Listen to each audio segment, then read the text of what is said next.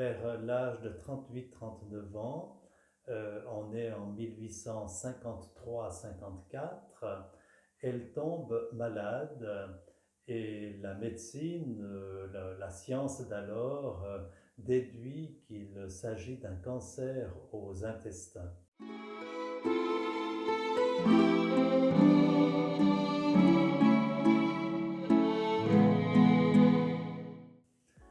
Et vers décembre 1854, elle est véritablement en fin de vie. On attend sa mort sous peu.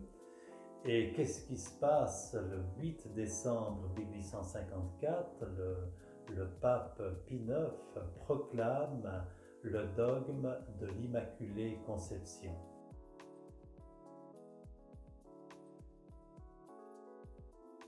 Il y a une grande fête, bien sûr, une messe d'action de grâce à Sivérié, en même temps qu'est proclamé ce dogme.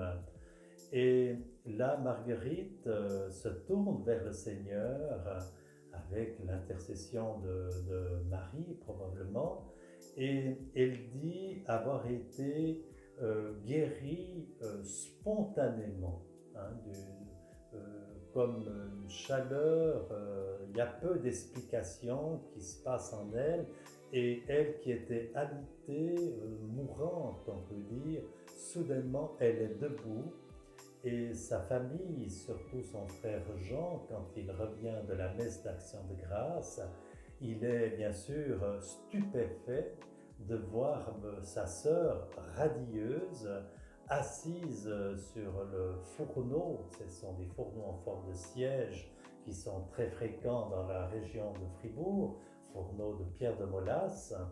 Et elle dit, eh bien, le Seigneur est venu me visiter, avec bien sûr Marie, ou plutôt en l'honneur de l'Immaculée Conception, puisque c'était la proclamation de ce dogme.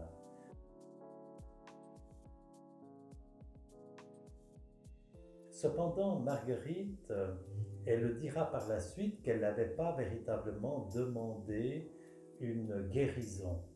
Ce qui la faisait souffrir chez elle, c'était pas tant sa maladie, quoique c'était un cancer, et c'est très douloureux, il n'y avait pas la médicamentation qu'il y a actuellement, mais elle avait demandé au Seigneur comme une sorte de troc, un échange de maladie.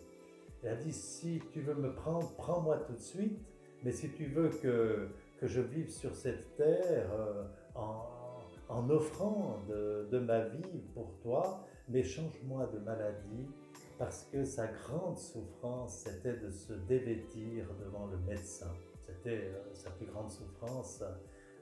Et c'est comme si le Seigneur a écouté son extrême pudeur. Je trouve ça très beau. Il y a tout un respect du corps qui est signifié ici.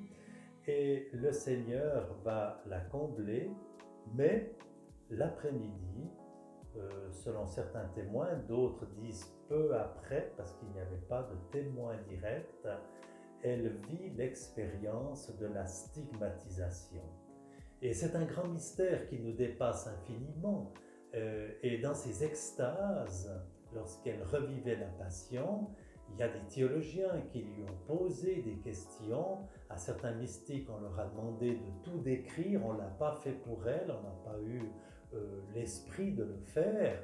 Mais ce qu'on sait, c'est qu'elle vivait réellement la Passion. Et le vendredi à midi, généralement, elle était comme mise en croix. Son visage était parfois méconnaissable. Et à 3 heures, et c'était très visible, surtout le temps de carême et le vendredi saint, à 3 heures de l'après-midi, eh bien, elle entrait dans un sommeil extatique. Et bien sûr, devant ces phénomènes-là, il y a une foule qui est venue voir ces phénomènes, et ça la gênait profondément.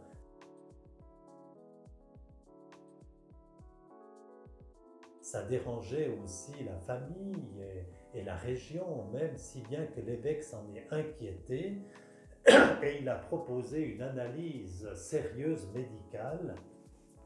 Et il est venu un vendredi saint, donc il avait fait appel à un médecin qui est venu le vendredi saint pour analyser. Et il a pris un médecin en plus anticlérical, hein. Certains disent c'est peut-être pour le convertir, moi je ne le pense pas. C'est que l'évêque est un peu porté à la mystique, il voulait tourner la page et demander aux personnes de ne plus se rendre chez cette femme auquel il y voyait dans un premier temps une certaine supercherie. Et voilà que le médecin vient pour l'enquête, il y a deux théologiens aussi, et il y a un homme politique, le préfet de la Glane. C'est un rôle très important. N'oublions pas qu'on est sous un gouvernement anticlérical, donc le préfet était de ces eaux-là, si on peut penser. Et nous avons retrouvé le document précisément du préfet.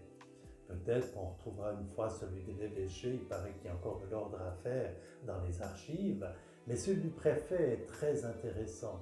Et il dit, je ne me prononce pas, on voit le politicien qui s'exprime, mais il reconnaît, il dit, mais Marguerite était méconnaissable durant la Passion, elle entre dans ce sommeil extatique, il décrit l'analyse médicale durant le sommeil extatique, ils l'ont soulevé, ils l'ont secoué, ils l'ont percé sous les ongles, si bien qu'elle a mis plus de 3 semaines à guérir de ses blessures. Et Marguerite se réveille une petite heure après, et pleine d'humour, elle se tourne vers le médecin et elle dit vous vous êtes bien donné la peine, docteur, de me réveiller. Et toute rayonnante, mais euh, euh, euh, c'était une autre Marguerite, dit le préfet. Elle était méconnaissable avant, et là c'était la Marguerite ressuscitée. Et on était en plein vendredi saint. Pour elle, c'était déjà le matin de Pâques, et elle avait fait offrir un verre de vin à tout le monde. Le médecin était juste fâché parce qu'il n'était pas arrivé à ses résultats scientifiques, et il est parti un peu en claquant la porte en disant « Avec celle-là, on est forcé de croire ».